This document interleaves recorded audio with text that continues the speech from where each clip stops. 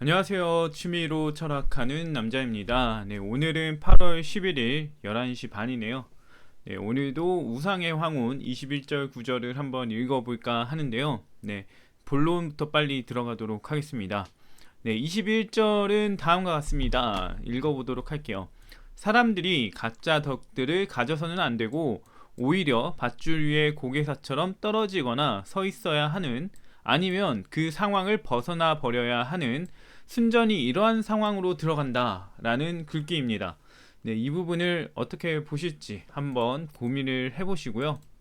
네, 일시정지해서 생각을 하시거나 아니면 그냥 제 해설을 쭉 들으시거나 하시면 될 것 같습니다.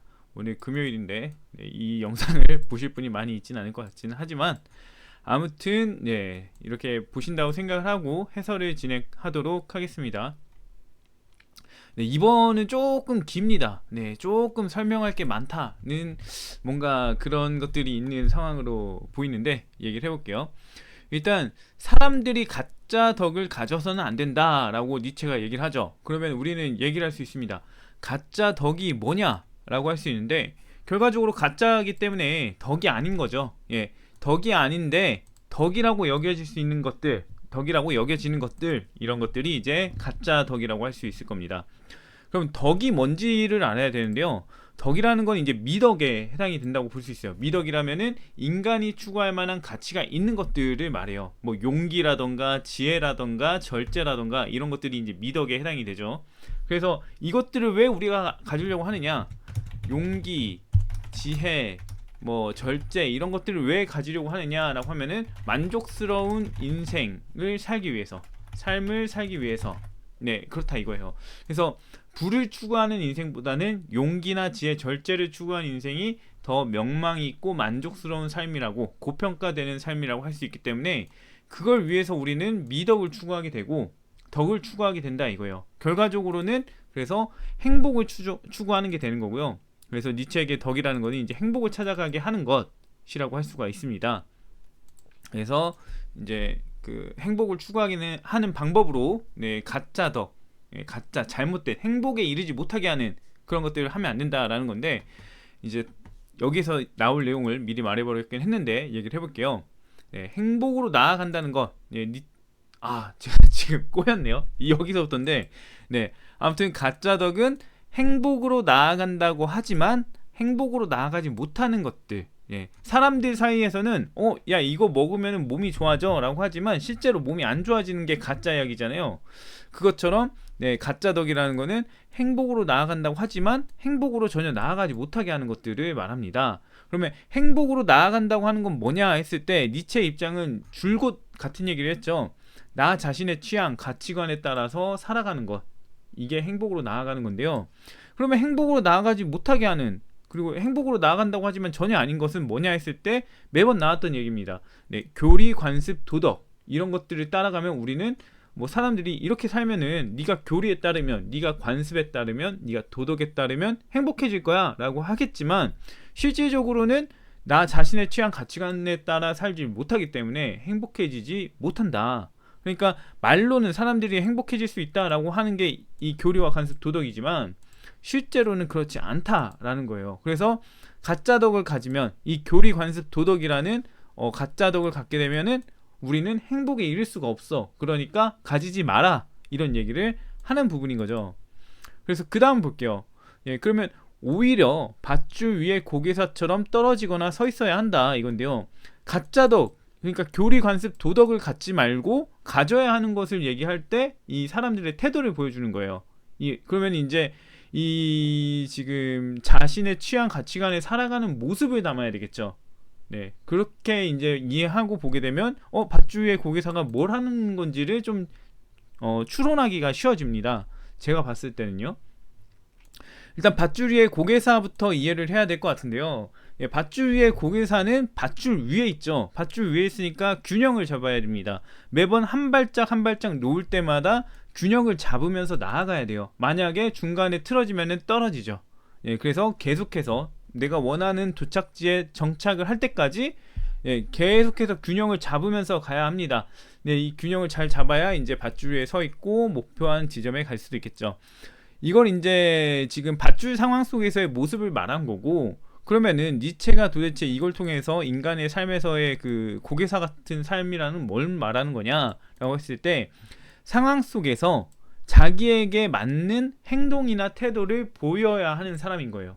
그러니까 순간순간 균형을 맞춘다는 거는 내가 왼발을 내밀었는데 갑자기 왼쪽으로 쏠리는 것 같으면 오른쪽으로 틀어야 되잖아요. 네, 상황마다 나한테 필요한 나의 제스처들이 달라질 거란 얘기예요. 그렇다 보니까 동기화가 왜 중지됐다고 하는지 모르겠지만, 네, 이거는 문구를 없앨 수 없으니까. 아무튼 지금 내가 행복하기 위해서 뭔가를 했는데 거기서 뭔가 추가적으로 필요한 거예요. 뭔가 추가적으로 이것도 해야 되고 저것도 해야 되고 했을 때 그때 맞춰서 나한테 필요한 것들을 탁탁탁 집어넣는다 이거죠. 예, 그렇게 하는 것이 이제 마우스 포인트가 안 보이는 것 같네요. 오늘 마우스 포인트가 왜 안 보이지? 아무튼 예, 일단 마우스를 열심히 움직이고 있었는데, 아무튼 다시 얘기를 할게요. 네, 흔들리는 줄 사이를 가는 과정에서 이제 그 필요한 나의 동작에 따른 왼발을 먼저 앞으로 내밀었다면은 그거에 따라서 나는 뭐 흔들림을 제어하기 위해서 지금 당장 나한테 필요한 행동을 해야 되겠죠. 내가 이제까지 뭐 교리나 관습에 따라서 맞추는 게 아니라 지금 나한테 필요한 것에 맞춰서 해야 된다 이거예요. 그러니까 교리와 관습보다는 실질적으로 지금 당장 나한테 필요한 내 취향과 가치관이 중요한 상황에 놓이게 되죠. 그래서 행복을 향해 나아가는 그런 류의 사람이라고 볼 수가 있어요. 그래서 다시 한번 의미를 정리해보면, 행복을 위해 자신에게 맞는 걸 찾으려고 노력하다가 성공하기도 하고 실패하기도 하는 존재다 이거예요.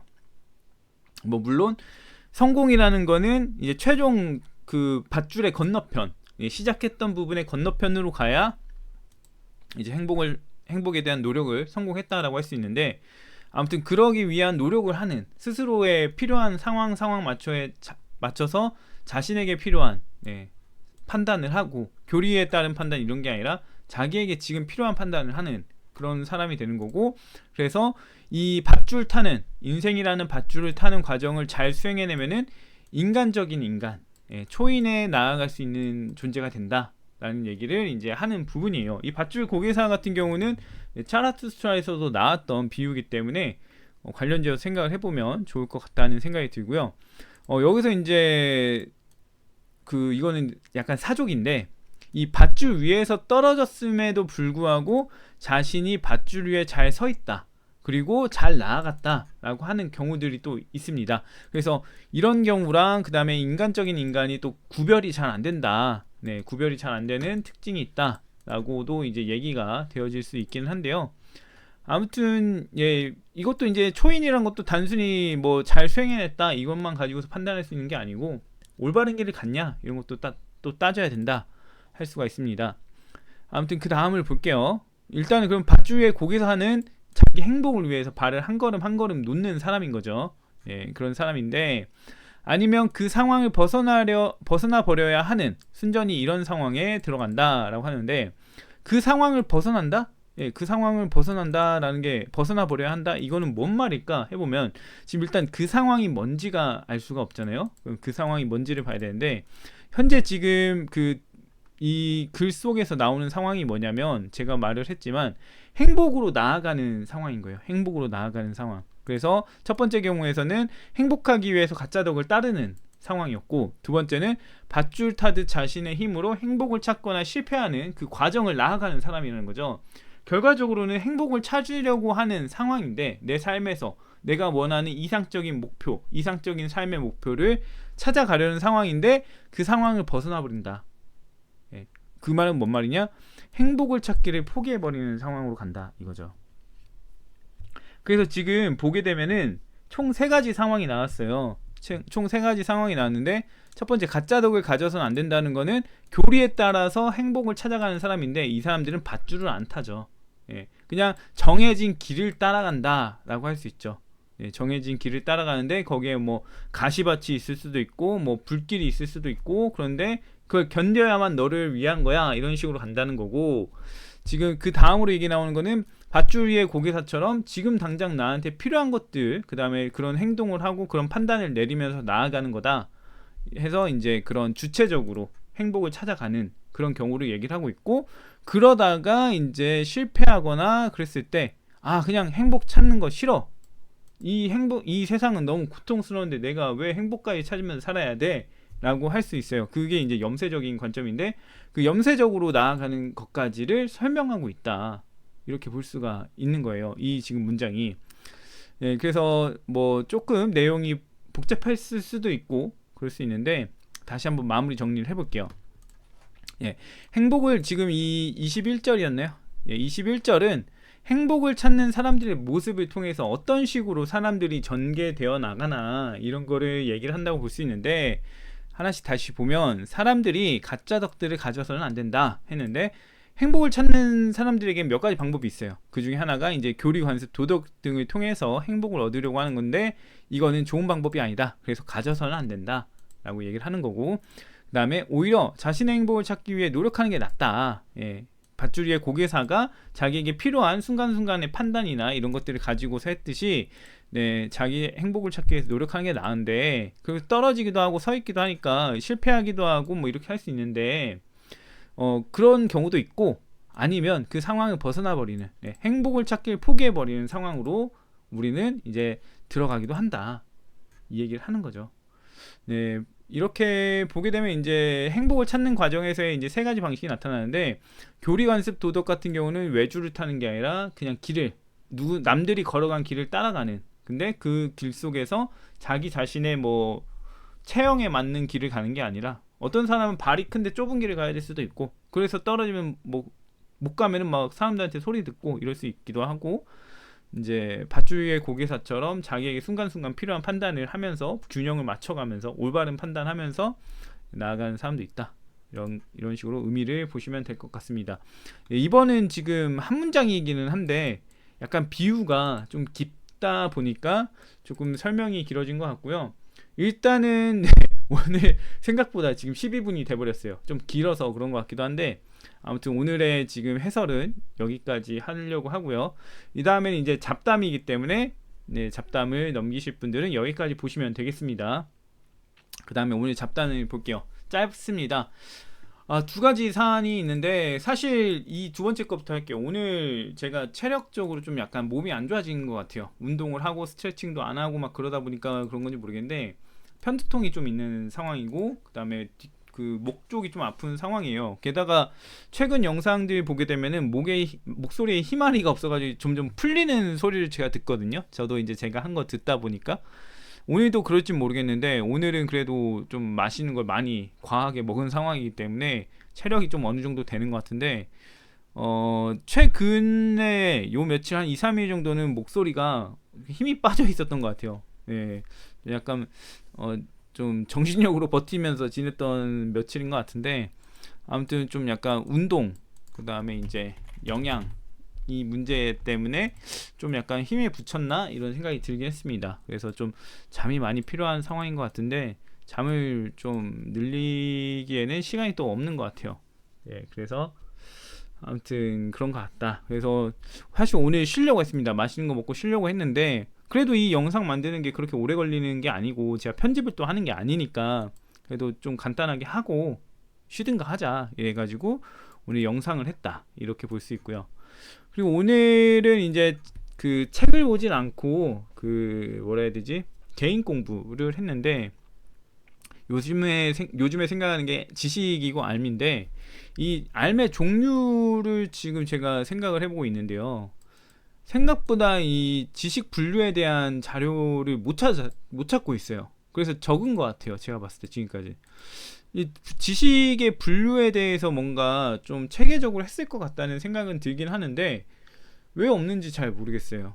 그래서 분명히 이런 지식에 대한 거는 분명히 좀 활발하게 관심이 있어서 사람들이 탐구해놓고 정리해놨을 것 같은데, 은근히 안 보이네요, 이게.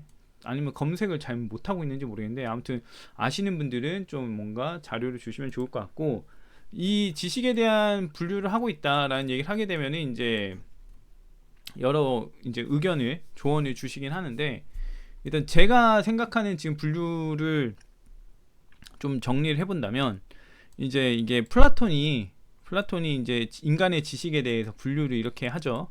그래서 지금 보면은 상상, 믿음, 지식, 지혜 뭐 이렇게 가는데 지금 이 두 가지 상상과 믿음은 애초에 제가 살피는 게 아니에요. 네, 이건 아니고 이 두 가지에 대한 건데 이제 지혜나 지식의 종류를 이제 살피는 거예요. 지식 같은 경우는 원리는 모르지만 어떻게 될지 아는 거, 답은 아는 거. 이게 지식이고 지혜 같은 경우는 원리도 아는 거다. 뭐 이런 식으로 나왔던 걸로 기억을 해요. 그래서 이런 두 종류의 알에 대해서 지금 좀 분류를 하고 싶고 어떤 식으로 분류가 되나 예를 들면은 뭐 존재에 대한 지식 뭐 그 다음에 원인에 대한 지식 네, 이런 것들 결과에 대한 지식 방법에 대한 지식 뭐 이런 것들이 있을 거란 말이에요. 지식의 종류를 나열한다면 근데 이거 말고 또 더 있을 것 같은데 저는 일단 생각이 안 나요. 네, 이 네 가지 안에서 다 들어갈 것 같다는 생각이 들어가지고 좀 생각을 깊게 해야 되니까 스트레스를 좀 받고 있는 상황이다라는 얘기를 하고 싶네요. 예, 뭐 또 자료를 찾는다고 해서 철학책 뒤져본다고 해서 나오지는 않는 것 같아가지고 참 애매합니다. 네, 뭐 저번에 아리스토텔레스라던가 칸트라던가 뭐 로크라던가 이런 사람들의 책을 다 뒤져보긴 했는데 주요하게 좀 다룬 게 없는 것 같아요. 뭐 이제 또 최근 철학자들이나 최근 심리학 책이나 이런 것들을 보면 또 나올지 모르겠어요. 인지 심리학이나 이런 거 보면은 나올 수도 있을 것 같다는 생각이 들긴 하는데 아무튼 지금은 그걸 못 찾고 있다. 이렇게 볼 수 있을 것 같습니다. 네, 아무튼 오늘은 여기까지고요. 이 내용이 좀 보면은 지금 다 웬만하면 그 교조적인 것에 대한 비판과 그런 것들을 비유적으로 표현하고 있다 생각을 해볼 수 있을 것 같아요. 아무튼 오늘 여기까지 하고요. 내일은 이제 상태 보고서 그래도 좀 할 수 있을 것 같다 싶으면은 내일 또 하겠습니다. 오늘은 여기까지 하겠습니다.